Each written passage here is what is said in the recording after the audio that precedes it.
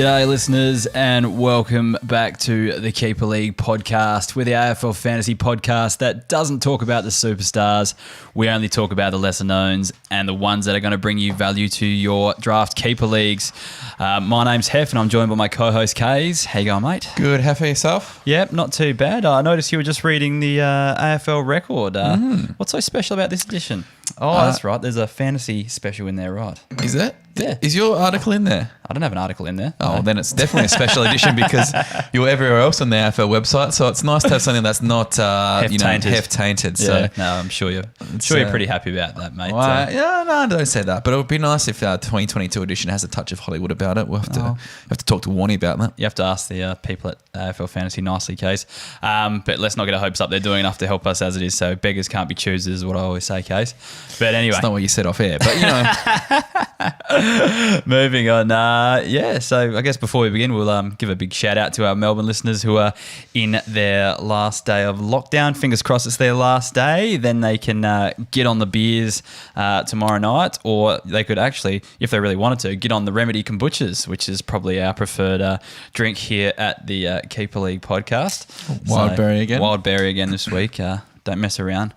Straight to the top shelf. So open that one up, have a sip. It's good stuff. What else has been happening? We released some rankings on Friday. Mm-hmm. Yeah, some rucks. Yeah, we did the rucks, which was quite difficult because it's quite a shallow pool this year. There's not too many of them, but we got 50 of them down that we think you should have a look at. So that should help you with your Keeper League drafts. We've also got the midfielders and the defenders up there for members as well. And we'll have forwards out on Friday. I actually finished my top 100 today, but I'm going to tweak over the next few days and have a play. My top 50 is pretty solid. The next 50, there's some... really depends on what your strategy is, I think. Absolutely. Yeah. But the thing is, like, we've got a Keeper League draft for our Podcasters League tomorrow night. And I actually did a redraft or a single season draft, a mock draft with the draft doctors last week.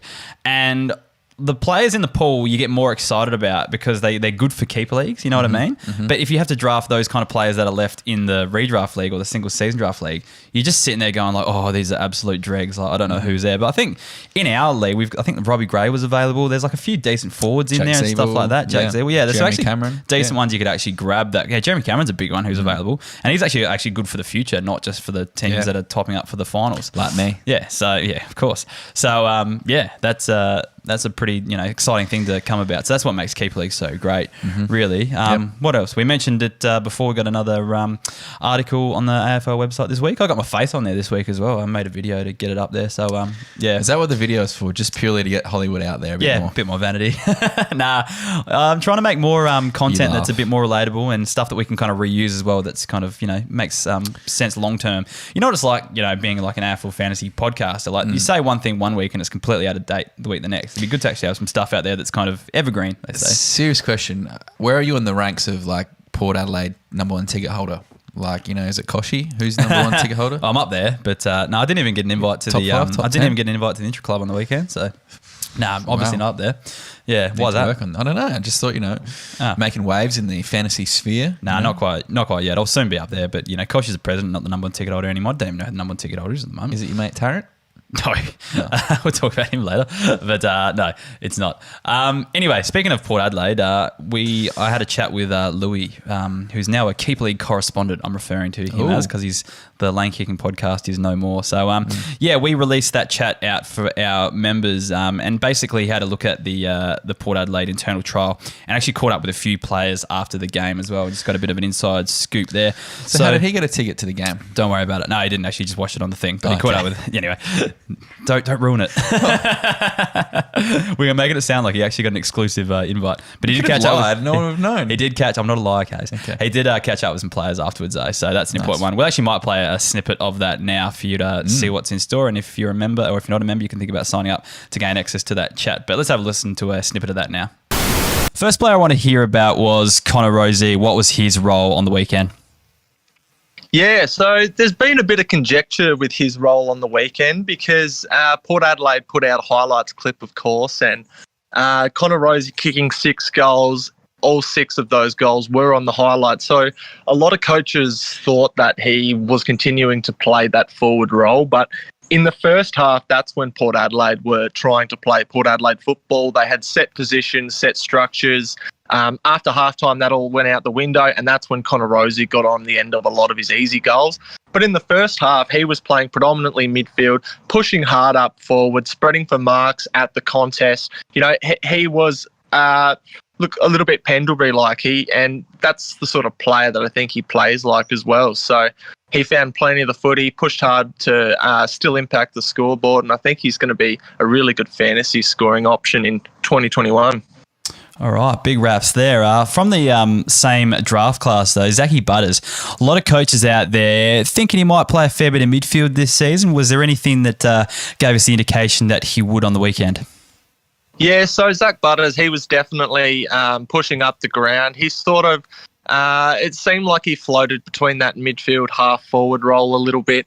Actually struggled to get involved in the intra-club game, which I wouldn't read too much into because we know how talented Zach Butters is, but it was clear that he was rotating through the midfield a bit like Connor, just didn't have that same impact, but he's another one who's definitely going to break out in 2021, and that was what the word on the street was afterwards when I was talking to a couple of the players. All right, thanks to Lewy for that one. Some interesting scoops there.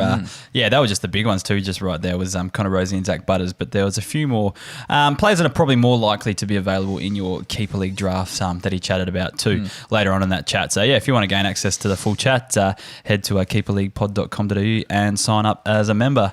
Anyways, Kays, what are we looking at tonight? We are going to look at the final three teams.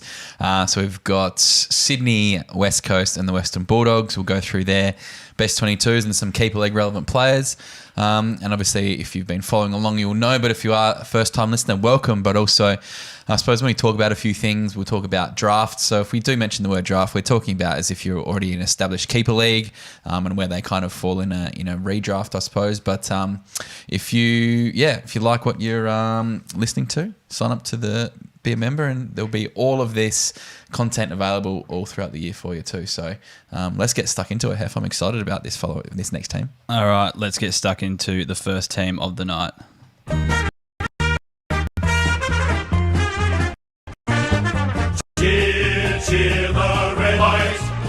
All right, on to the Swannies, the Bloods, whatever you want to call them these days, the Sydney Swans. Yes. Kays, I understand you've got a best 22 for us. I sure do. Hef, here we go. From the back line, Harry Cunningham, Dane Rampy and Callum Mills. Half-back line, Jordan Dawson, Tom McCartan and Jake Lloyd. On the wing, Nick Blakey, Josh Kennedy and Dylan Stevens. Through to the half-forward line, Isaac Heaney, Lance Franklin and Tom Papley. Forward line, Will Hayward, Sam Reid and Logan McDonald. In the ruck, Callum Sinclair, Luke Parker and James Rowbottom. On the bench, Will Gould, Lewis Melican, Oliver Florent and Georgie Hewitt, which leaves the emergencies of Tom Hickey, Braden Campbell, Jackson Thurlow and Justin McInerney. The big omission I see in that side is no Justin McInerney in the side. Yes. So the last 4 games, he was probably one of their shining lights, kind of many Sydney James supporters. James Rowbottom was out there. Dylan Stevens was out there. Yeah, Dylan Stevens was quite good, but he was better than him, towards the end of the season. So in terms of how clean he was with the ball, how well he used it, he was the one that was a lot of Sydney fans were getting super excited about. So I think it's interesting that you've left him out on the back of that, because I reckon he'll be there round 1. It's fair call. The other one, I don't know if he's actually best 22 or not. I just thought I'd put it to you. Just Tom Hickey. So you just don't think he was recruited to play. He was only there as backup, not to kind of cover every ruckman always being injured and trying to ease the load between 2. Well, you've kind of got Naismith and Sinclair, who always seem to be injured, so you've got to bring in some kind of backup. My thing is, if you want, Franklin and Reid to play especially, and if you want to give Logan McDonald some game time, which I'm sure they do want to, I don't think you can afford to carry the 2 ruckmen and those 3 guys. Sam Reid's more than capable to pinch hit as a second ruck. Yeah, it really depends on if Buddy's fit, or if Sam Reid's fit, because likelihood they're not going to be. So that will shape their, probable playing 22. I think if you were going your best 22, this is how they'd line up. And I suppose with McInerney, you want to get Isaac Heaney back in that side, who missed a lot of the year. And I think that George Hewitt is also a very good player, was injured for the majority of the year last year. So that's why McInerney just missed out. But, we've been seeing chats of Callum Mills going through that midfield. Does that I mean, Braden Campbell gets a go off half-back, etc. So there could be a few things that move around in that team, but a lot depends for me on the fitness of Reid and Franklin. Yeah, for me, those outside players. So you've got Nick Blakey on the wing. We'll talk about him very, very soon. So I won't go into that too much. But yeah, Oliver Florent on the bench. You've got like these outside types, which I think McInerney could actually rival, even especially Oliver Florent, just the way he kind of finished the year, could even rival his spot as well. So, yeah, it's going to be interesting to see how that pans out, but we'll have to wait and see for round one, which luckily isn't too far away. But anyway, we'll get stuck into some of the players that we're going to talk about tonight, and I want to hit the Your Boy button. Go My on. bad, but you're just so... add to your 50th Your Boy of the year. He's in my team. Yeah, disgrace. We're talking about Nick Blakey. So This is a disgrace. It's decided though, Kays, he's actually making my keepers in 2021. So there's a few my boys that I've only hit the Your Boys because they're in my team last year and they're probably not going to make my keepers. He's genuinely in my 16 this year, and I'll kind of explain it and break it down a bit more, but we'll talk about a bit of his history and look at his numbers from the past, because his numbers aren't super impressive like so far from his career.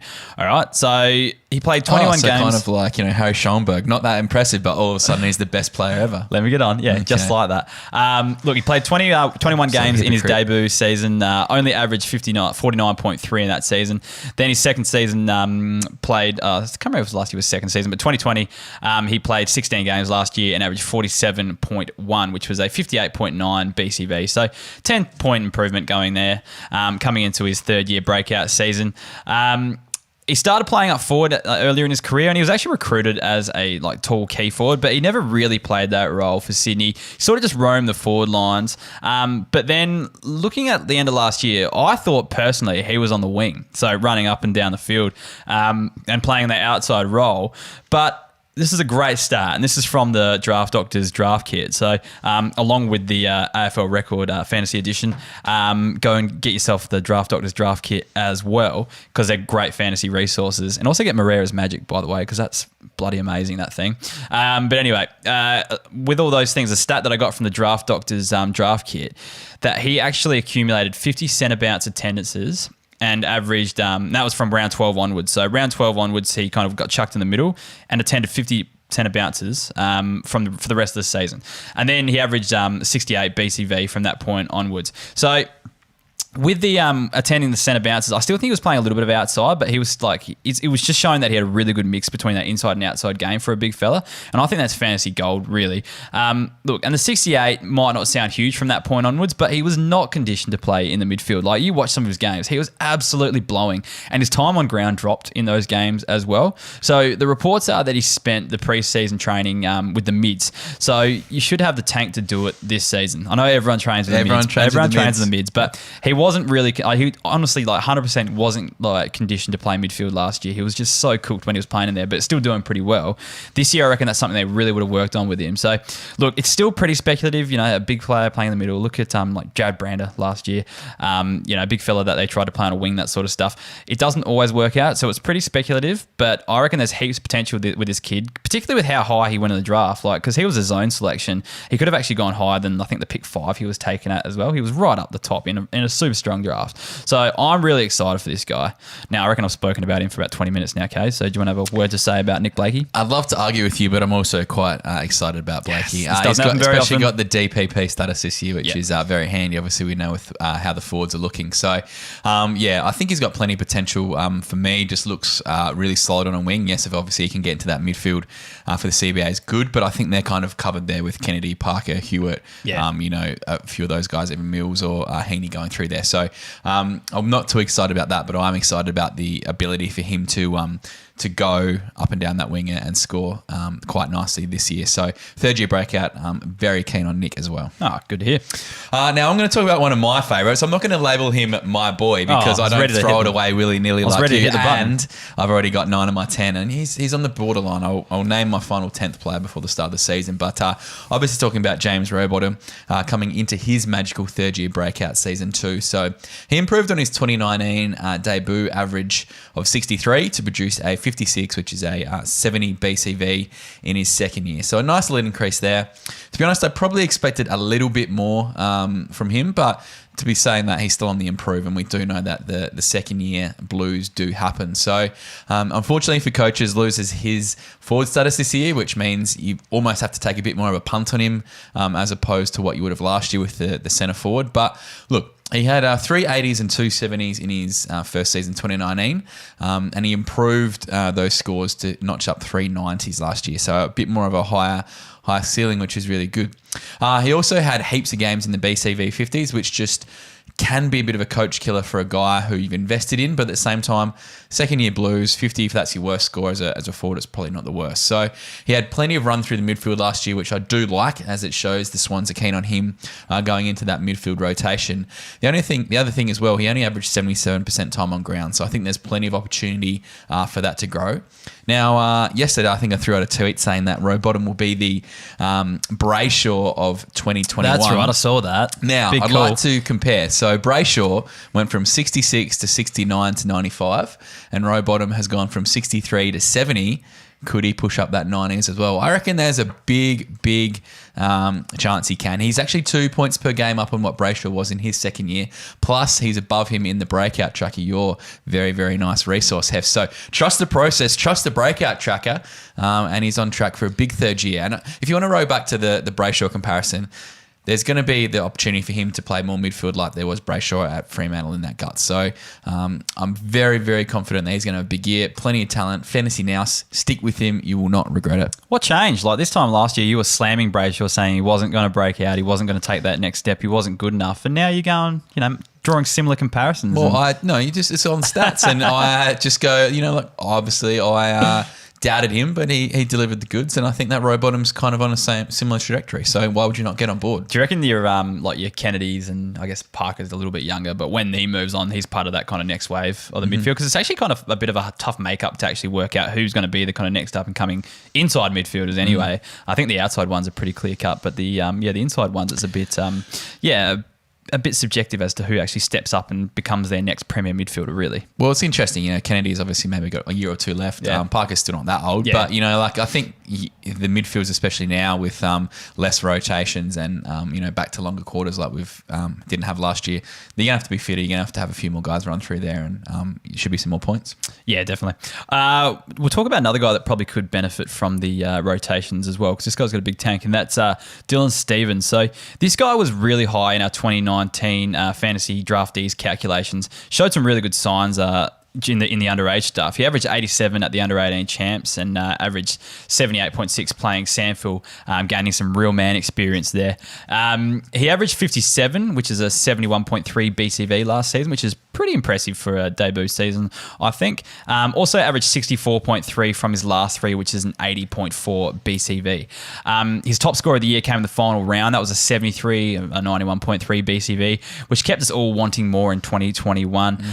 Plays a fantasy-friendly role, very outside, but can lay tackles, which is nice to see. And I think he can do a little, a bit of inside stuff given the right opportunity.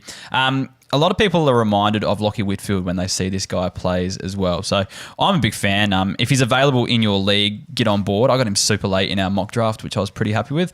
But I feel like 2022 is probably more likely to be his breakout. But I won't be surprised if he goes pretty well this season. But I'd probably give him another year in the system before, he actually becomes like an actual proper superstar, I think. Are you high on him as high as I am, Case? Is he your boy too? You're going to add him to the suite? He's in my keepers. Absolute dick bag. Yes, I'm very keen on Dylan Stevens. What I liked, especially late in the season when he kind of got a few more games strung together, was his tackle numbers. For a guy who was only 18, 19, some of the tackles he was laying and just the general way he was finding the pill, maybe not always getting it heaps and heaps of times, but he always looked to be in the right spots, doing the right thing. I'm super, super keen on him. And yes, I totally agree. If he is in a pool in a keeper league, you got to get your hands on him because he's got a lot of talent. You're that excited you can't even spit it out. Yeah, and the wild berry taste is just lingering in my mouth so beautifully. I just want to savour it. Another midfielder is a genuine swagger midfielder at Sydney. I'm interested to see what Georgie Hewitt can come back and do in 2021.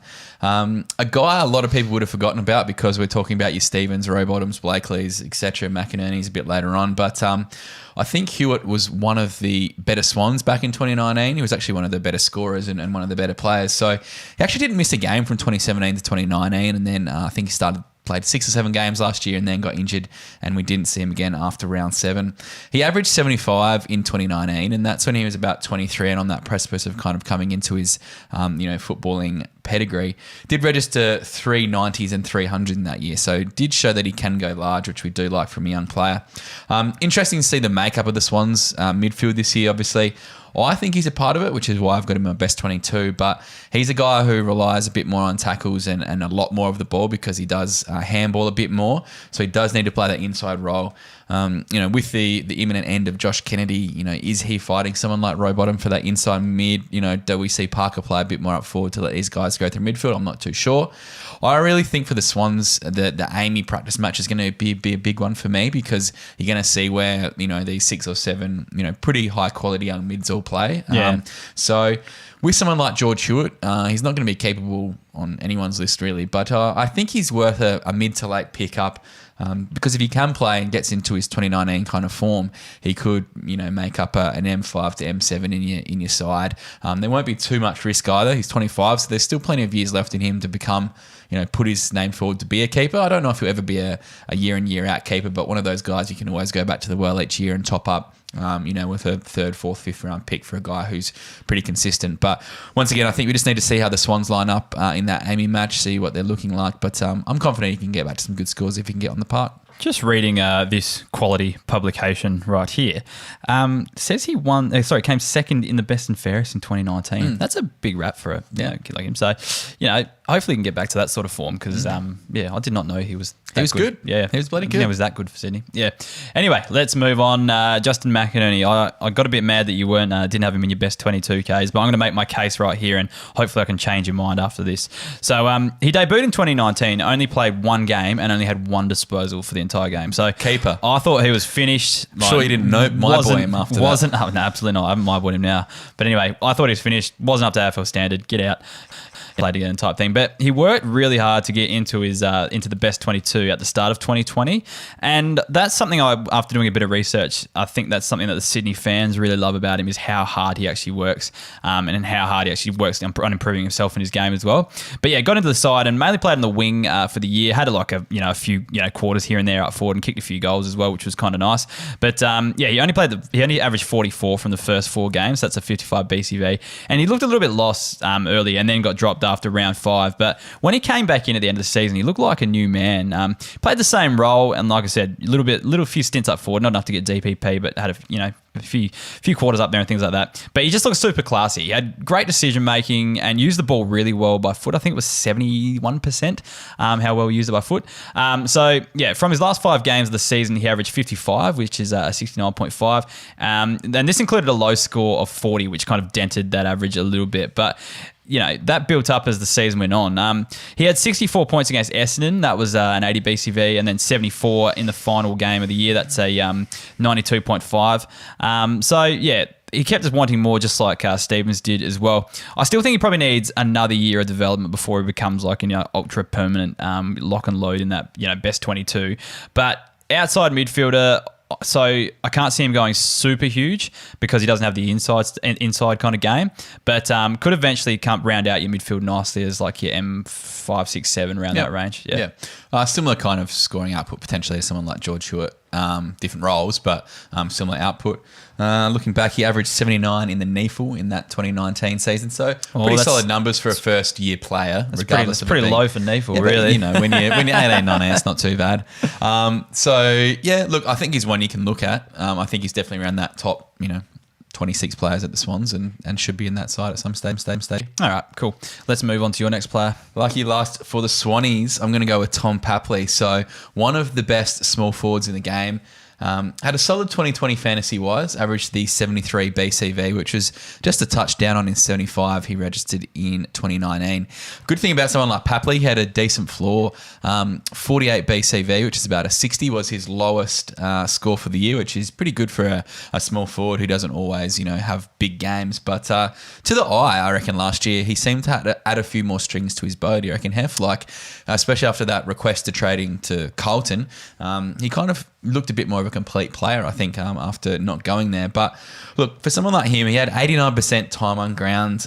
So he does get a good run on the ground, which is good because you need those small forwards out there purely to get as much game time as possible to try and score. So what I do like is that there are some promising signs for Papley. He actually attended 33% of the CBAs for the Swans at the end of the year. So good to see someone like him can go through and pinch hit in that midfield if he needs.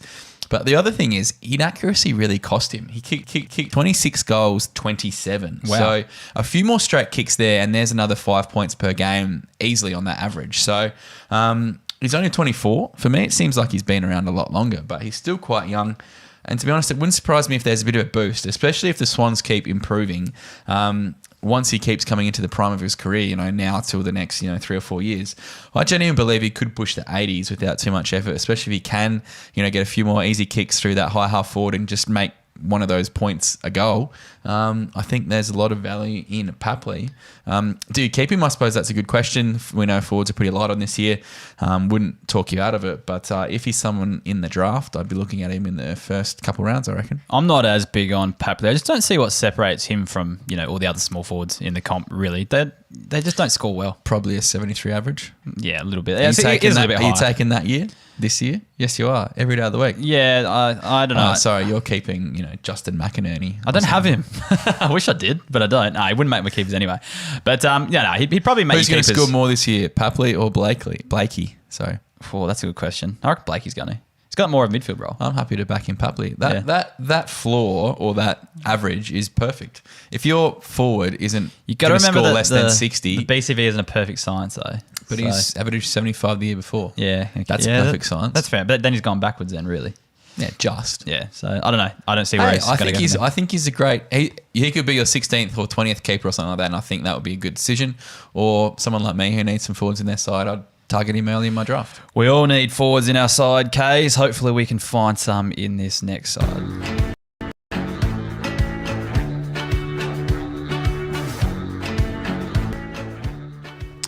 On to the West Coast Eagles there. Oops, I've got the wrong screen up there. Got it mixed up, sorry. Was that West Coast Eagles? Yeah, got them right. I just had it mixed up. With the West Coast Eagles, that theme song is a bit strange, that one. Doesn't sound like a footy song because I'm using the one that they play after the games. It's a little bit strange it's different. to do. But try new things. Yeah, exactly. It just doesn't sound like a footy song, that's all. A little bit of a guitar, a muted guitar pattern. Kind of like the Keeper League theme song. Oh, that's not as muted. That's pretty loud, but yeah. Anyway, let's read through your best 22 for West Coast. Rightio. From the backline, Brad Shepherd, Tom Barras and Jackson Nelson. Then Shannon Hearn, Jeremy McGovern and Liam Duggan. Through the midfield, Dom, Sheed, Elliot Yao and Andrew Gaff. Yo. Half forward line, Jamie Cripps, Jack Darling and Jake Waterman. Then we got Oscar Allen, Josh Kennedy and Liam Ryan. Followed by Nick Natnui, Luke Shuey and Tim Kelly. Then on the bench, Tom Cole, Alex Witherden, Jack Redden and Josh Rotham. With emergencies, Jack Petrocelli, Mark Hutchings, Jared Brander and Zach Langdon. I still reckon you and the Statesman should start a show together where you just mispronounce everyone's names. It'd be great. It's Yao. It's obviously Yo. Commentators say Yo. Where the hell do you hear Yao from? I don't know. Yao? Yowie. Yeah, fuck yeah. All right, cool. Let's get stuck in. Let's break this one apart. So how do they structure up with the tools is what my big question is. So who have you got backing up Nick Nat in this squad? Oscar Allen. Okay.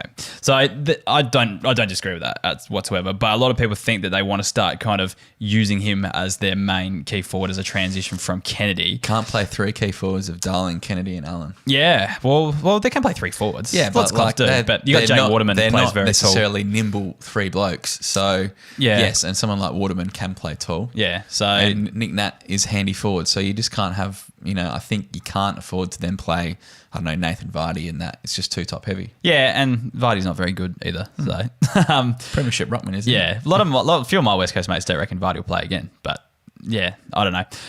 It's hard because they're going to need someone to come in. They've got Bailey Williams as well in the wings, but he won't play he'll only play, I reckon, if Nick Nat's injured or whatever. Yeah, or if Jack Darling's injured or something like that. Yeah. I think you can't. I don't think you can play Nick Nat, those three guys, and another ruckman. I just think it's two, especially as Waterman can play that mid kind of size tall. And if on Twitter today, I got absolutely pounded for having three defenders on the bench, which yes is fair enough. I probably have one too many defenders, but if you're going to play someone like Petrocelli, he's not necessarily a small either. He's that mid-sized forward too. So, I don't know. He's not huge. Yeah, but he's not like Liam Ryan. He's very, very fast though. So I don't know. Yeah, I don't really know. I don't know. It's a side that looks pretty settled either way. Settled, and they got so many good defenders too. So that's why there's three on the bench. But you think Jack Redden's best 22? Yeah, yeah, he was best 22 at the end of last year. Yeah, it's just that I don't know. I don't know who's jumping him. Yeah, neither. But I'm thinking especially if they do have some midfield woes with Elliot Yeo. Yeah. If their midfield's fully fit, you might think he might be in a bit of strife, but it's not. So it's interesting to see what Langdon happens with him too. They obviously brought him across for some reason. Yeah. Same with Witherden. I could see them not playing Witherden as a defender. He could play on a wing or something like that. Yeah, I don't really know what's going to happen with Witherden. It's going to be interesting to see. Hopefully he does play because obviously a fantasy guru. Going to be interesting to see if he gets kept this year. I'm pretty sure he will be kept, but he gets kept. It's a risky keeper if he's not playing. Petrocelli is 185. That's not necessarily small. 185, a little bit taller than you and I. Yeah, but he's just very 7 centimeters taller than me. 7? Yeah. You're 178. Yeah. I'm 180, aren't I? Well, it's 5 centimeters is quite a big. I don't know. That's a medium-sized forward, bro. Anyway, I don't think we're giants, Kaz. So we're definitely not. Who are we talking about first, though? Jackson Nelson, your boy. Well, not your boy. Sorry, you're talking about him. I'm talking about him. He's not my boy, but he's a very, very good player. So the backman Jackson Nelson is coming off a career best 2020. But unfortunately comes into 2021 with some mixed news. So I'm going to start off with the bad news for Jackson. It's the arrival of Alex Witherden. So I'm not necessarily convinced that Witherden is going to get first crack at a half-back flank spot this year, but I just feel the arrival puts a bit of pressure on that Eagles backline, especially because they've got quite a settled backline and a few more guys like Shepherd, Hearn, who are very, very good. So, but the good news for Jackson Nelson is Elliot Yeo is injured, which is apparently seeing officially my boy, Liam Duggan. Do you want me to hit the button? Yeah, go for it. My boy, Liam Duggan, go into the guts. So if you were taking all that into account and it was just the fact that Duggan was going in the midfield and Witho hasn't arrived, I'd be all over Jackson Nelson this year. I think he's going to slot in nicely in that halfback flank. There's just a bit of a worry that, with someone like Witherden coming in, and obviously Hearn, Shepherd, Rotham's played some good footy, Cole. There's a heap of guys that can play back there. So I just don't sure what role Nelson will always play. But if you do look back at his year last year, he did average 58, which is a 72 BCV, and did have some cracking games. Had 2 90s, which are 110 BCV games. What I do love is his kick to handball ratio. 10 kicks to 4 handballs was his ratio there. So look, for me, that shows that the Eagles are happy for him to have the ball coming out of their defence. Obviously, they've got a few good uses back there. Look, he's 24 this year. I think there is some upside, and he's going to be around a lot of drafts. I'm pretty sure he'll be in all the draft pools that we're a part of. And at worst, I think is a good D4 to 5 with the smoky chance of going D3 if the roles kind of fall his way in that half-back line. Yeah, I agree. I don't know about D3, but yeah, the D4-5 range is probably where he goes. It's just so many defenders in that side. But it's going to be interesting over the next couple of years because you're going to lose Hearn. A couple of years after that, you're going to lose Shepherd as well. So it might be one that you buy stocks in now. But like I said, there's just so many in there. Who knows who's actually going to become the next fantasy scorer coming out of that back line. I think you can have him midway in a draft and it'll be fine. Yeah. And he'll repay you, I think. Yeah. It's not the worst pick for sure. Even at worst, he would not make, because we only play 4 defenders, he would not make my top 4 defenders. No. But he'd be good cover. Yeah, for sure. Yeah, definitely. For sure. All right, I'll move on to Jake Waterman, a guy that I've kind of followed pretty close over the last few years. I like the look of him, but he's just not doing it for me in the fantasy world. He's a versatile taller forward. He's not huge, but he can play tall. He played 3 seasons now and gone, what is he? He's 191 centimetres. That's pretty tall. That's quite tall. Yeah, it's pretty tall. Played 3 seasons now and averaged 55, 62 and 65. So that was 51.3 before the BCV adjustment. So he's improved every year. And I say versatile as well because he's been trialled on a wing at times and sometimes find himself in defence. I'm not sure if he actually pushes up that far and just kind of works up the ground or he's actually playing back there, but he winds up getting a few kicks every now and then when I watch him. I think he'll settle as a forward though. I think once Kennedy retires, that it'd be him, Allen, and Darling kind of making up those 3 tall forwards that they like to play. He's shown that he can score in the past. He's managed a top score of 85 last season against Fremantle, but also had some low scores as well. So 31 versus the Crows, 44 versus Geelong, and 28 versus North Melbourne. So that was in round 18 as well. So, he didn't really finish off the season that well. His career high was 104 against Western Bulldogs in 2019. For me, he's probably nothing more than really a streamer, I don't think, at the moment anyway, unless we see some sort of role change where he does kind of push up the wing.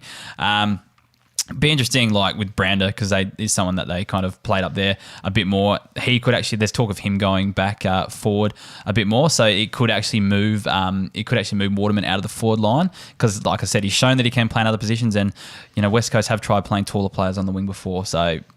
I'm not saying it will happen, just something to maybe keep an eye on and see if it does. Maybe watch the preseason game and see what's happening. But yeah, I still remain that he'd probably not be much more than a streamer.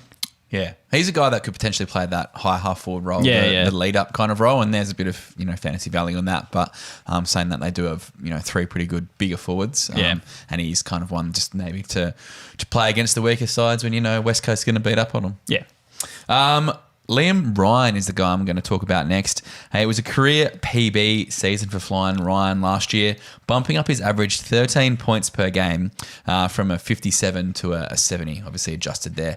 He played some absolute rippers, which included 2 90s, which are 110 pluses, and finished off the year on fire, averaging 73, which is 91 BCV points in his last 5 games of the year. So absolutely super finish to the year. And to put that into some context, he was the 6th highest averaging Eagle in the last 5 games and the 11th highest averaging forward in the last 5 games. So came home with wet sail. But obviously all small forwards, you're going to have a bit of a roller coaster ride with them at times. But what I did like was there was a really solid chunk of consistent footy with him, and obviously put it together late in the season. I do think there's a bit of upside with him. He's only 24 and potentially can evolve nicely into that high roaming forward, which we do know is that point scoring role. We'll get back, always managed to find a few goals. Look, he's obviously not someone you want to bank on week to week.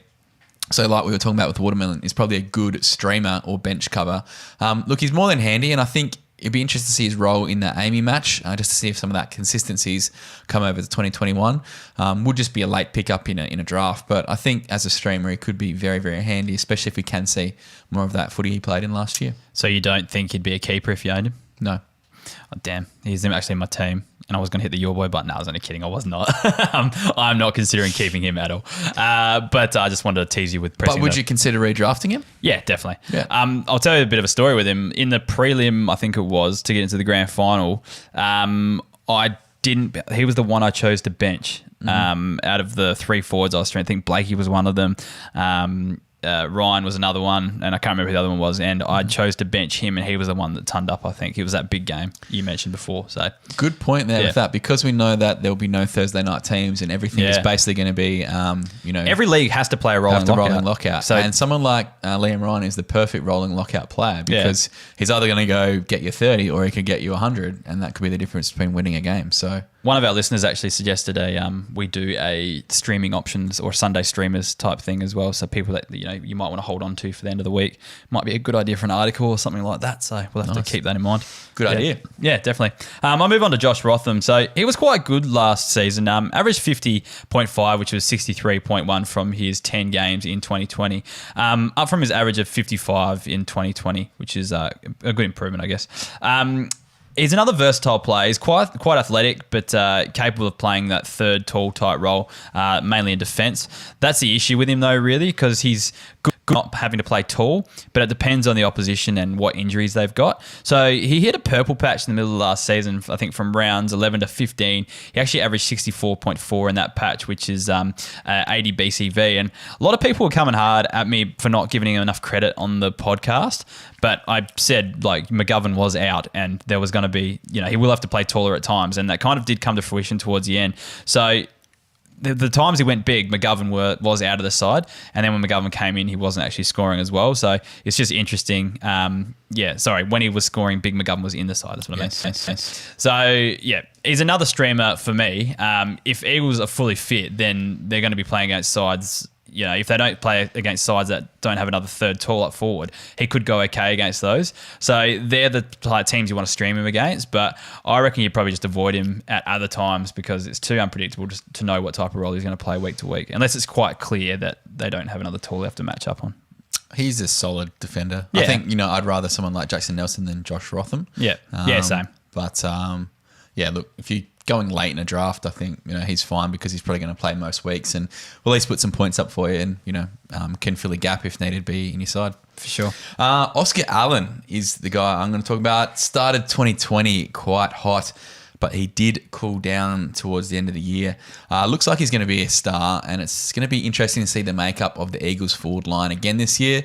Obviously playing third prong to Darling and Kennedy, but if it is someone like Josh Kennedy's last year, do we see a big boom from Oscar Allen next year, or do we see a bit more of a leading role, I suppose, in the side, knowing that he's going to take over in due course?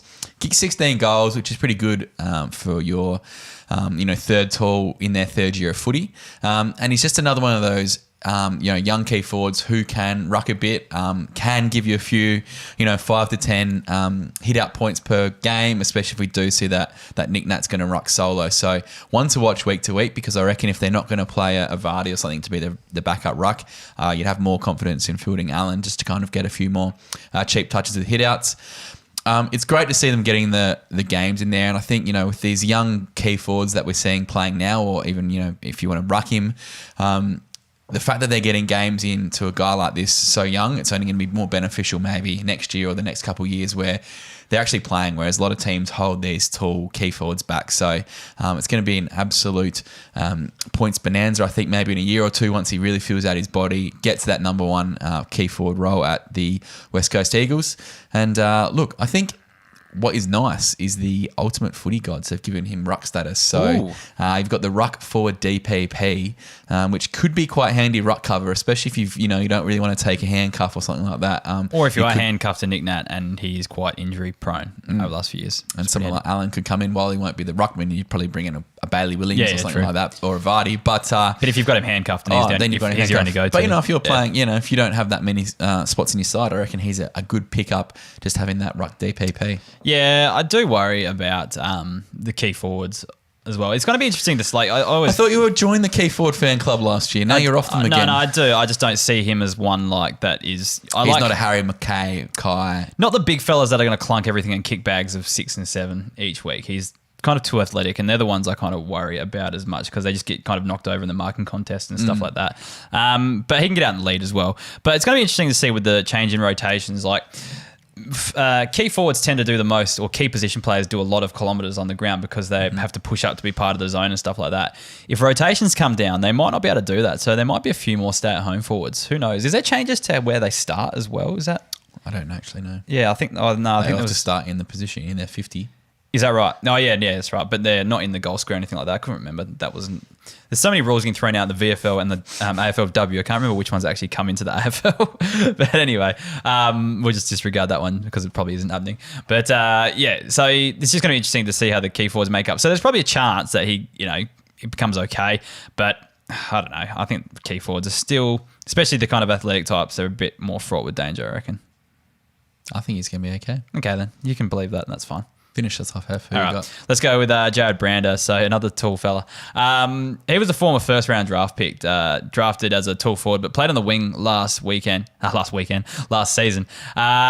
49.9, which is a 62.3 BCV last season. Actually started well, averaged 55.3, which is a 69.1 BCV from his first 4 games, but then got dropped. He came back late in the season, but just kind of looked lost playing that wing role. I think he'll return to the forward line eventually, but there's players like Kennedy that retire soon. Darling will go on, and then Allen and Waterman are competing for the spot. So it's going to be hard to see where he actually does fit in or how that kind of does make up. But I feel like we've mentioned that 20 times already tonight. There was heaps of hype on him last year, but that was mainly to do with the salary cap formats due to his price and that he was actually going to play on the wing too. So I can't see him ever really turning it on in fantasy. So just kind of beware of that kind of hype. We mention it all the time. Sometimes you see a player like this. Oh, I know that name because he was in my classic team last year. I'll draft him. It's not really how it works in this sort of format. So yeah, just don't get sucked into that. I don't know. Where do you see Brander actually slotting in eventually? I don't really have that interest in him at all. Yeah. I think he's just a salary cap hype guy. I think he might not even play that much, to be honest with you. Yeah, that's what I'm thinking now, because like if they're not going to use him on that wing, like he did last year, and he did get dropped for the main part of this season, I don't know if he plays too much until they kind of figure out how their tall forwards make up. Yeah, we'll say I'd have Petrocelli or Zach Langdon in over them as a forward, and then you've got all these backs that I have on my bench. I just don't know where he necessarily slots in. Yeah, it's tricky. A few other mentions for West Coast. So I've got Josh Kennedy and Jeremy McGovern in there because they'll be in everyone's draft pool, but they can be serviceable just as cover. So don't just purposely don't pick them up just because they're rolled. They're actually pretty handy, like, especially if you can get Kennedy in a week where he goes ham and kicks 10 goals or something like that. Probably those days are probably behind him, but he used to do that a bit. But I think he still had 1 or 2 games last year where he did kick a bag and put up a reasonable fantasy score. Yep. So especially with the rolling lockout, players like especially Kennedy, but McGovern too can take a lot of grabs and boost that score as well. They can be handy because they'll play every week and they give you cover on your bench, and every now and then if they're playing on a Sunday, which West Coast do tend to play Sunday twilights a fair bit. Actually, no, that doesn't help you, doesn't it? You want to play early in the week. But they can be handy. Anyway, let's move on to the next side, Western Bulldogs. Sons of the West. Cool. I reckon we got the background right this time. That's good. Let's go through your best 22 for Western Bulldogs case. Sure thing. Backline, Bailey Williams, Alex Keith and Easton Wood. Then Jason Johannesson, Zane Cordy and Caleb Daniel. On the wing, Bailey Smith, Marcus Bontempelli and Lockie Hunter. Paddy Lipinski, Aaron Norton and Josh Dunkley. Then Jamara Ugle-Hagen. That's my first time ever saying that. Yeah, name. It's not bad. I think you got it. Then Josh Bruce and Mitch Wallace. In the ruck, the great Tim English, Adam Treloar and Jack McRae. And on the bench, Tom Liberatore, Hayden Crozier, Steph Martin and Taylor Duray.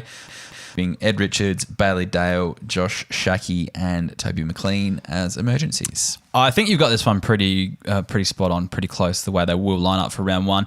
He's not really fantasy relevant, but Ed Richards was kind of in the best 22 at the end of last season. You've got Ugle-Hagen coming in. So basically that's who's taking his spot. So Richards out, Ugle-Hagen in, and Lipinski survives. He does. I think Lipinski plays. I think his fantasy value has been smashed because of the arrival of Treloar. Yeah. And that's where he gets hurt. The funny thing though, like when his first season was scoring well, he was playing a fair bit up forward at the same time. So I wouldn't write him off completely. Everyone says, because now he's not playing on that wing, he's not going to score that well. But he didn't really score that well. Like, he scored okay on the wing, but he was kind of mixed between the forward as well. So look, if you want to think about it, there's a fair chance he could get forward DPP that's out of this year. Yeah, and it could be a sneaky good hold. Yeah. It really depends on how many you're going to take. But look, if Lipinski lands in our draft in our home league, I'd probably snap him up early. I think he's a great player. Yeah, definitely. All right, let's talk about a few players. I'm going to talk about Lewis Butler. He's coming into his second year. He played 2 games in his debut year for an average of 50.5, which is a 63 BCV. Had scores of 43 and 58 from his 2 games. Look, he plays the right type of role.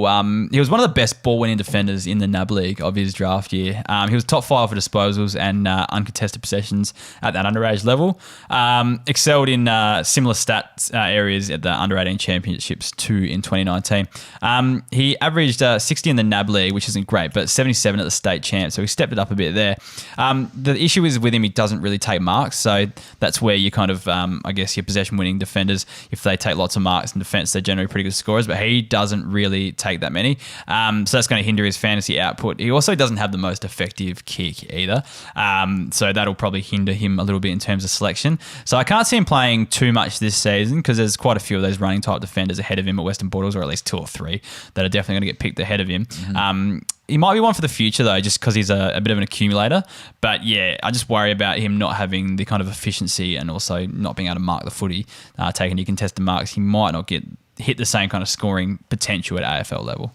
I know the Dogs like to throw up a few surprises with selections every now and then, but I just can't get too excited about Butler this year. I think, with Taylor Dre coming back to full strength, he's one that will kind of slot into that running half-back role. They've got a pretty strong back line now because they're going to have to push someone like the evolution of Caleb Daniel back there, and then, Bailey Williams finding some form last year. So I think they're pretty settled back there. So maybe a stash if you are keen on someone like Lewis Butler. Yeah, right. Let's move on. My guy I'm going to talk about is Hayden Crozier, and he's a bit of a favourite of mine. Former keeper, but he will be going back into the pool for this draft. Look, he's super consistent and just really lets you down. He's 27 and has averaged 73, 71 and 73 in his last 3 years. So the last year, 11 of his 14 games were 60 pluses, BCV that is. So really lets you down as that D4, D5. Plays his role really nicely, takes some nice intercept marks. And I think he's firmly got his spot in that best 22. He's probably not as attacking as he once was or probably could have been because of the development of Caleb Daniel. I thought Crozier might have kind of taken a bit more of that role, but Daniel plays it so well, and Bailey Williams has come in and done a good job too. But once again, he's not one of those names that's going to stand out to you on draft night, so we'll always slide. I think you can take him early to mid, especially if you do need some cover in your defence. As I said, he's got a very, very high floor and just really puts a bad game in. Yeah, I don't think he's going to come out and go huge or anything this year, but he's settled, he's in his groove, he plays his role each week. He'll average that low 70s like every year, so pretty handy type of player to have on your side. He's just, I don't know, I find him a bit boring to be honest. Yeah, but they're the guys that you just set and forget, and you're like, I'll worry about someone else going to go ham. I built a flag team off just guys being boring and getting 80 each week, so yeah, I know you love hearing about it, so I'll keep telling you about it. Anyway, I'm going to move on to Jason Johannesson. He looked but once upon a time, we looked upon him as he was a D1 type in fantasy. Correct. So his best scoring year came in 2016. He averaged 93.3, but since then, it's been all downhill from there. So let's go through a few numbers here. So 2016, they won the flag, didn't they? That's the year one. Did he win the Norm Smith? Yeah. Yeah, that's right. 2017, after that, he averaged 75.9. 2018, 76. Then 2019, 82.1. And then 2020, 62, which is 77. So it's one of the biggest premiership hangovers of all time. Yeah, that's what I was saying. So basically, this really coincides when the dog makes finals. He has a good fantasy year, and when they don't make the finals, he really stinks it up. So yeah, that 62 last year was a 77.5 BCV. Look, I just can't see him turning back up the heat to what he was, even 2019 where he's averaging 80. Because players like Caleb Daniel have just taken over as the kind of main distributor out of defence. He was once the player they used for the run and dash, and I think he's lost that a little bit. He's still definitely worthy of your last defender spot as long as he holds his position in the team, which I think he does for at least this season anyway. Anything above 75, though, I think would be a good average for him. Do you reckon? Yeah, he's 28 this year, so he's getting on. Yeah. It's crazy that you kind of talk about someone like Hayden Crozier, who no one talks about, who just averages a few points less than a supposed fantasy star like Johannesson. Yeah. So, I don't know. Like, I think he's definitely a keeper because he does have those games where he can go really big. Yeah, and he's still a quality defender. Yes, I just think he's slowly meandering into. Yeah, I don't think he's going to I'll take that back. I don't think he's going to get dropped anytime soon. But he's definitely on the decline. Yeah, yeah, but he's not going to score. He's just going to score mid-70s. Yeah, he's just firmly just a mid-70s defender. Definitely on the downhill slide.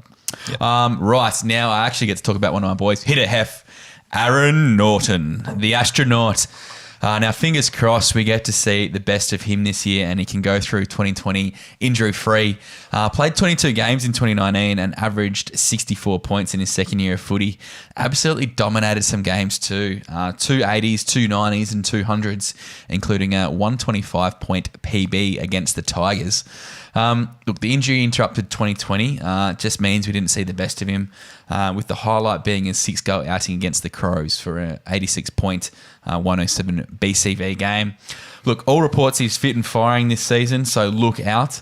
And really, we kind of touched on it before, but when you talk about footy, I'm excited about this year because I think this year we're going to see guys like Norton, the King boys, Luke Jackson, Harry McKay, hopefully Charlie Curnow can get back to his best. These are the guys that you want to see up and about and absolutely dominating. So there is some big talent there in those tall, athletic guys who can take a clunk. I'm lucky to have him as a rookie upgrade this year in our home league, so he's a very, very easy keep. If not, you're kind of tossing him up. Do you go on potential and the fact that forwards are a bit thin? If he's in your draft, I actually wouldn't be surprised if someone goes a bit early on him because he has shown that he can go big. So for me, if you can, take him early because I think he could set the world alight as a forward. I am super, super keen on someone like Aaron Norton. And yes, they can be a bit hot and cold at the moment, but I think he's one of those guys who can just step in and be an 85 average forward throughout his career. Yeah, he's definitely going to be one of those up and down types. Like he'll score you 110 one week and then 40 the next. But you take the good with the bad with a player like him because he's just got so many tools, really. Yep. So he can take big grabs, he can kick good goals, and he's pretty athletic as well for a bigger fella too, like the way he can jump and stuff like that. So I don't mind the key forwards that have like a few tricks in the bag. Mm-hmm. I don't know if you're building a flag side though, you probably don't want someone like him in your grand final side scoring your 40 on that grand final week and you catch him on one of those down weeks. That's the only thing that kind of puts me off him a little bit. I'd much prefer someone who goes at the steady kind of 75 mark that's going to get you that when you need him to in the finals. That's the only thing that kind of, puts me off a little bit. Nah, I'm all about him. I'm all about that shit. I'm all about losing finals. I'm all about the roller coaster that is Keeper League football. All right. I'm going to talk about Stefan Martin. So this will ruffle a few feathers here. Let's get ready for this one, listeners. Fighting words, everyone. Fantasy legend of the past. Average 114 in 2015. In the past 3 years, he's recorded averages of 101.3. Then he went at 84.8 and then at 45 last season, which is a 56.3 He's gone. BCV. He is dropping down. He moves to the Bulldogs from Brisbane, and it's hard to know what his role is going to be before preseason games. So is he just there to help out Tim English in the ruck department? Like, is he there as like a punching bag, like just to actually help him train, like a sparring partner? Or is he there to actually play and kind of win Western Bulldogs some taps with that gun midfield they got? Because Tim English is not going to do that. Winning taps is overrated. With that midfield is absolutely wasted if you are not winning the hit-outs and giving the midfielders first use. So, okay, this is your crazy theory that you tweeted that made no sense to me, is that this is Stefan Martin isn't going to matter, Tim English, at all because he didn't win hit-outs anyway. Correct. But the way I see it is he's not going to spend as much time in the guts of the game as he once did. So you're right. He scores better by moving around the ground, getting loose possessions, taking marks, that sort of stuff. But if there's another ruckman in there, he has to decrease. It just has to decrease like a little bit in some way. No. So so he doesn't decrease in any sort of midfield kind of roaming role that he plays. Look, he might decrease like a couple of points, but I don't think he's going to drop off the face of the earth. I think that I've said it a million times, I swear, on this podcast. Steph Martin can take the centre square ruck, tap it down someone's throat, and then just go forward and stand there and be like a decoy forward or whatever. Like Tim English is then going to basically be a ruck roving, ruckman who goes all around the ground. He doesn't need that one centre bounce to be effective. That's fine, but I just think it will take away from his fan. I just don't think that'll be the same. It won't be like, I've taken my ruck tap now, I'll run out of away from the ball, away from the play and do that. No, there'll be a stoppage, then the ruck will go again, and all this sort of stuff will keep happening. Like that's just what happens in football. Like, they got Aaron Norton. Josh Bruce really didn't set the world on fire. Like Steph Martin can just stand. And that Tim forward, English was playing up forward a little bit by the end of the year. They don't need him because Tim English takes a fantastic intercept mark. Steph Martin has been a forward in the past, so look, Steph Martin's put in a good career. I'm probably gonna have to draft him, I suppose, as a handcuff to Tim English at some stage. But I'm not too excited because I don't think he's really going to be there to play like a big game. Just on you drafting Stefan Martin as a handcuff for English, I put out a tweet. Oh, sorry, my article today was all about draft strategies when drafting a keeper league. So if you haven't read that yet, head to afl.com.au and read that one. But I put up some alternative strategies on Twitter before the show started. And one of those alternative strategies was draft players that your mates want. Yep. So if Stefan Martin's a player that you want, I'll have to get him before you so you don't get to have a ruck handcuff. Correct. And the other one is actually just draft all the rucks so no one else has a ruck. That's well. So in a league like ours, that happens. Yes, I'm a bit nervous because, last year all I had to do was just draft Jordan Sweet or something like that. Yeah. Or, whereas now I've got to draft someone of, past fantasy brilliance. So yeah. And you probably get Sweet as well because what if he gets injured, then English gets injured. You have to have... Yeah, I know. I'm a bit worried about my draft this year. Yeah, so you should be. Anyway, let's finish it off. We got Paddy Lipinski last. Yes, Paddy Lipinski. And while a lot of coaches are worrying about the addition of Treloar and how that will affect McRae, Dunkley, Bont, or even Hunter, the guy who I think Treloar's arrival really hurts is Lipinski. He was in and out of that best 22 at times last year, especially late. And yes, I think he's definitely in that best 22 this year, but he's just going to have to be pushed up forward this year. It is a bit of a shame because I do love Paddy as a footballer. He averaged 85 in 2019, and that was his real breakout year. Notched up 3 tons in 2019, including 2 129s, which is going big to say the least. Look, last year he played a bit more outside on that wing, and his average dropped to 74. But look, he was pretty consistent. He only had the one game under 50 points, but those big scores that we saw in 2019 just weren't there. He only ended up scoring a 73, which is 91 BCV as his PB. But look, that was all right. He was a centre forward DPP, but this year he's lost that. He's a mid only. And look, he's probably lost the chance of playing in that midfield or even on that wing. So he's going to be a more stay-at-home forward. Look, what do you do? Do you believe in him and carrying him through 2021, either potentially another club or, finds somehow finds a role in that midfield, or do you hold him purely because he might get DPP back because he's going to have to play forward? It's a really tough question, Hef. As an owner, I don't know if I'd want to be in that position. I think he was dropped in our Keeper League, our podcasters draft, keepers. So he's in the pool tomorrow night. Does someone have a snap at him early just in case he gets DPP? And I don't know what is happening in our home league. I don't think he'll be kept there either. So people are jumping off him quicker than ever. But I think there's reason to hold faith. If you believe that he's going to be a good footballer, which I do, he's not the worst hold for me. Yeah, I agree. I think people have probably been a little bit too harsh on him just because of the potential he's shown in the past. You'll keep players that haven't shown as much potential just on speculative kind of, you're nature keeping that Nick Blakey. Yeah, exactly. And he has never scored 129 in his career. And so it's all about things. Yeah, and then who knows? Treloar loves, doing hammies and things getting injured. He didn't get injured today. He's injured. He's injured again. So, who knows with that midfield? So, Treloar's the only new one in there. So at the start of last year, you weren't saying, Western Bulldogs have got too many mids. Yeah. And someone will get injured. One of those midfielders will get injured at some stage, providing a role. But I think if you are drafting him, you are banking on him getting his DPP, which I think is a pretty safe bet as well, because I think he does play forward. And he did play some forward in his first year, and he wasn't the worst scorer. So I don't mind him at all. I'm kind of hoping he does go back into the pool. I'm be more than happy to have a crack at a goal at Lipinski because it's a keeper league too. And what's he going to be doing in 2-3 times? Yeah. 2-3 years Dominating. Yeah, who knows? Anyways, that wraps up all of the player analysis segments. And that's all for the preseason case. So We're done. We're done. We've got a few weeks worth of content coming up before we get into the season. But really, we're only, 3 weeks away from the start of the season? 3 or 4? A bit more. 4 weeks. 4 weeks. Yeah. Oh, God, we've got to find some content for those next few weeks. Jesus. We've got stuff, don't worry. We'll find something, don't worry.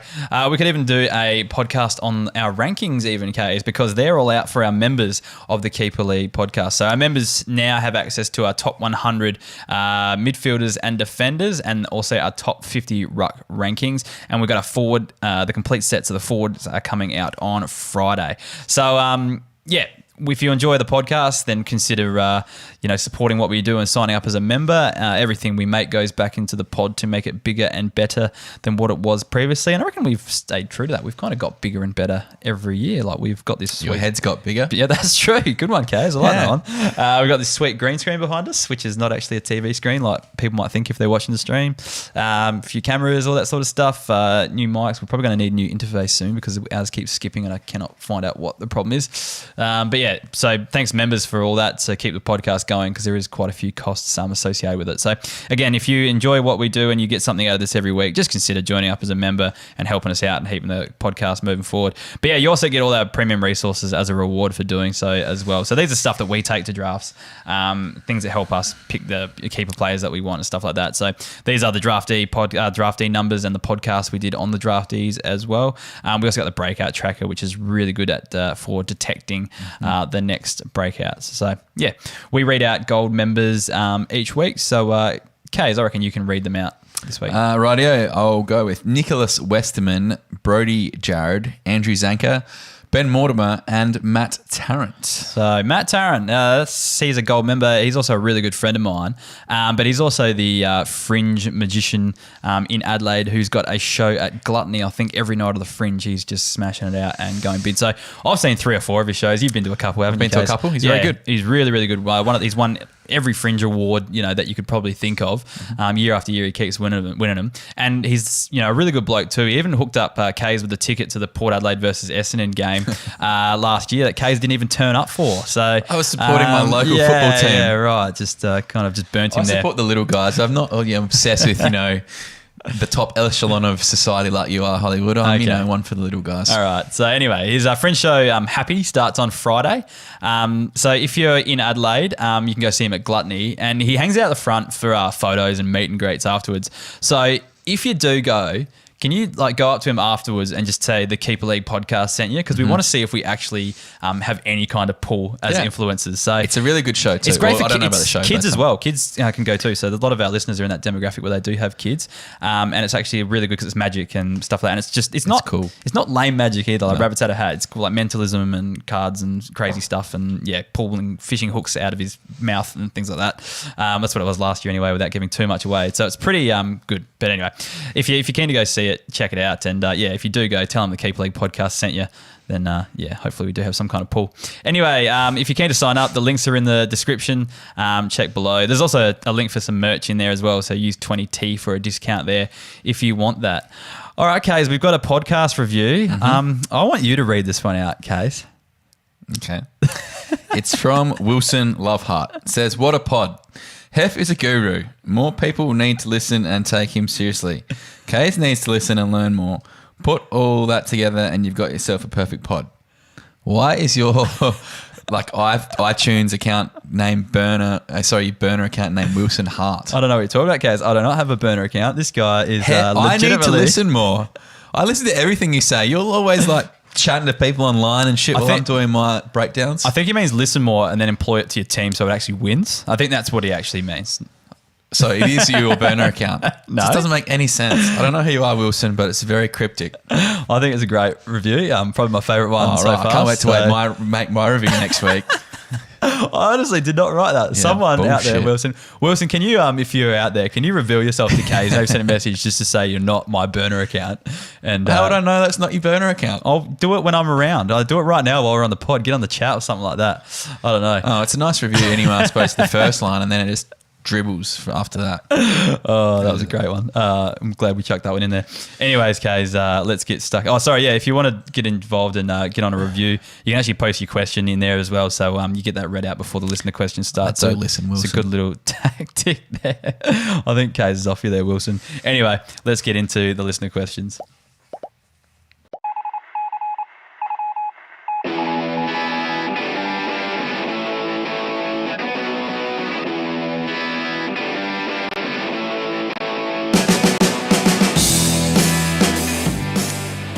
All right, Kays, let's get stuck in. What's the first question? Is your middle name Wilson? No, it's Elliot. Similar. First question at Stephen 920-50567. Interested to hear your thoughts on who you rate high out of Tom Powell and Will Phillips in a dynasty league. If you had first pick overall, which one would you select? I would probably go Phillips, I reckon. He seems the most well-rounded out of the lot of the draftees this year. I know he didn't play much footy or didn't play any footy last year, but he's the kind of one that looks like he's built and big enough to play AFL football. Powell's numbers do look great, but the thing that you've mentioned this heaps case, and I worry about it too, is that he just didn't play any league footy in SA. So generally the best best kids in the draft will always play league footy, play with the seniors, but he didn't do it. So this worries me a bit. But with those numbers, like a player like Will Day did that, like didn't play any league footy, but then, just carved up the under 18s, put up good fantasy scores. But different type of player. He's more of a halfback flanker, outside type. I think if you're going to be playing in the midfield like, Power wants to, you've got to be doing that at senior level in SA before you go to the AFL. What do you reckon? I think Phillips, I think it was Aidan Core was quoted today or yesterday saying that he was super impressed with Phillips, and Trevor once said the same thing should, as well. Should be a round one player. So I'd probably lean towards Phillips, and I think either way you're a bit safe because either of those two are going to get a bit of game time at North this year, you'd think. Yep. And adding to that from Carla Guy, she says, can you please name your top 6, as she has pick 6 in a similar league. So 10 teams, 40 players per team. So there's never much left on the scrap heap. So new blood is vital to theirs. So Hef, who would be your top 6 selections from the new draftees this year? So I still think Phillips, Power, we just talked about those. I do like Braden Campbell, but I like Elijah Hollands as well. So they're kind of interchangeable for me. Caleb Poulter looks like he's got a bit of fantasy game. Not sure when he breaks into the best 22, but if he does, he should be okay. And Braden Cook put up some super impressive fantasy numbers. And we asked Ben Keys earlier in the season, the podcast, the preseason, who he thought those guys, those young players, so Luke Pedler and Braden Cook, if they'd play, and he reckons they're around the mark as well. So if they do play, they should play the right kind of fantasy game as well. So I like those. That's probably my top 6 in there. Cool. Hef, next question. All right. At the Tapsman asks, draft this Saturday and forwards are scarce in capitals. There was no mention of Aaron Hall in the Roos team analysis. Is his time up, and does he have any value now that he's a forward? Well, I don't have a heap of interest in him based on his age. Look, he's 30. The Kangaroos have wiped their list clean, basically. So I think your Bailey Scotts, Curtis Taylors, Luke Davies Uniacs will get a lot more of a chance. And obviously you've got to get a fit Cunnington in there, plus Jack Zeeble in that side too. So look, as a second or last pick of the draft, sure, you go with him because of the forward status. But end of the day, if he didn't play a game or didn't play after round 10 or something like that once, North are out of the finals race, it wouldn't surprise me if we never saw Aaron Hall again. So, there's some upside, but at the same time, I think he's kind of the first guy there that just gets flicked. And almost like we didn't see Dom Tyson play last year. There are these guys who are on the list because they've been contracted, but they're not. He's not going to add anything to North's future. Is he in their next premiership side? No, absolutely. That's what I'm saying. So, why would they want to play him? When they've got a new coach, new system, trying to get kids in. Yes, he'll play 1 or 2 games, and I do think that North genuinely want to win this season. So it's not like they're just going to be blooding kids for the sake of it. But I still don't think he's at that kind of. I just don't see how they'd progress with him, and even if I think he's just fallen behind the pack, is what I'm trying to say. And I don't know if he's got the ambition or desire to get back into it. I don't think. Well, he played last year, but I think this year's a fresh start, and they're going to get a few more games that need it for their longevity. Yeah. He was actually quite good in fantasy last year, so he should. If they want to go with their best side round 1, did you have him in there? No. Yeah. Okay. But to me, if you're say everyone wants to play fantasy football to play finals, right? Yeah. It wouldn't surprise me if Aaron Hall isn't playing in the grand final. Yeah. Or when it counts late in the season. When you because, need him. There'll be 2 and 10 and they're going to be like, oh, well, we tried. Yeah. Let's play someone else. Yeah. I don't know. Yeah, I think his best days are over. So I don't. Yeah, I'm probably harsh saying he's been dropped. I've said it to about a few blokes tonight, but I just think his best foot is behind him. If you're not one of Hef's boys, you're dropped. There's no middle ground with Hef. You should get out. All right. At Kang Daddy's asking, I'm in a deeper 16-team, 24-player keeper league, and would love your thoughts on Levi Casbolt. He's a forward this year who's had his moments last year, pinch hitting in the ruck, and with DeConning injured, is he worth the punt? Big fan of Rock the Casbolt. I had him in our podcasters league last year, and he came through with the goods, just as an oven stuff at times. I think he even has ruck forward status in DP in Ultimate Footy, so he's got the DPP there, which is great. He's been consistent, and what I do love is that if we do see Pitney rucking one out because DeConning's not playing, it is Casbolt who is the second ruck, goes in there, gets you 10 or so points, and goes like that. Yeah. Sorry, I was on the chat. One of our league Once mates. again, I'm listening. I'm trying. intently, and Yeah, I'm you're- trying to engage with our listeners' case, but like one of our league mates is posting shit on there saying, "Is this live?" So yeah, g'day Tom. Yeah, yes, it's live. Anyway, who are we talking about? Levi Casbolt. He's one of your poster boys, mate. You love him. He's a Keeper League favourite. Yeah, he's got the ruck status this year, doesn't he? In Ultimate, yes. Yeah. So he's worth having just for that kind of backup there. He's flexible. Yeah. Yep, keep him. Yeah. Oh, yeah. And that's what I was sorry. I actually had a close look at this one as well. With the amount of numbers you guys keep, he's definitely within that.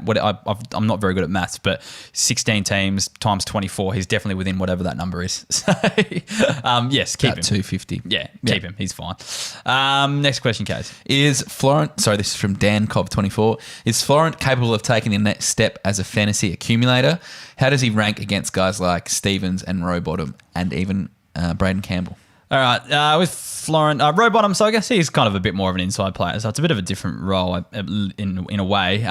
As an out player, I think McInerney, is who we talked about before, is coming hard for his spot. He's a better user of the ball. Dylan Stevens is still a bit green, but I reckon he'll overtake as well. Either way, I don't think he's going to be an accumulator anyhow. Just too much of an outside player, doesn't get enough inside ball. They did trial him as an inside mid, but it just didn't really work out. And by the end of the season, he was just out in the wing. So, yeah, I can't see him. I don't know about Florent. Yeah, it's really. I think they'll persist. Yeah, but hasn't really shown it, and he's had plenty of opportunity. Yeah, definitely. Yeah, I would be I don't know. I'd be throwing him back. Yeah. Anyway, let's have a look at the next one. What's the next one, Kate? It's at TTQ03. What do you do with Yo? What's his trade value?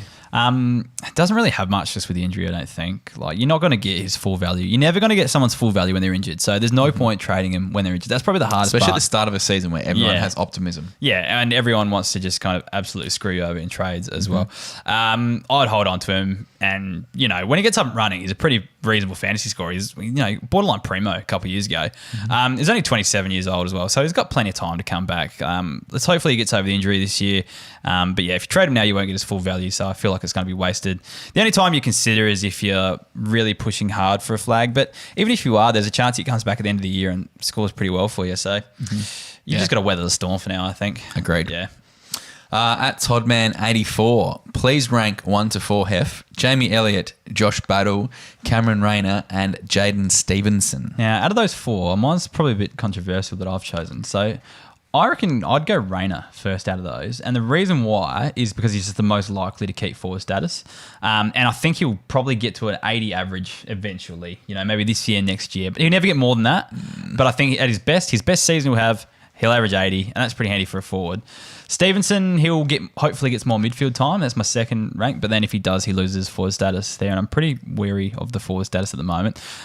Then Battle after that, because I think he'll just probably settle his career as a key forward and probably not be as fantasy relevant.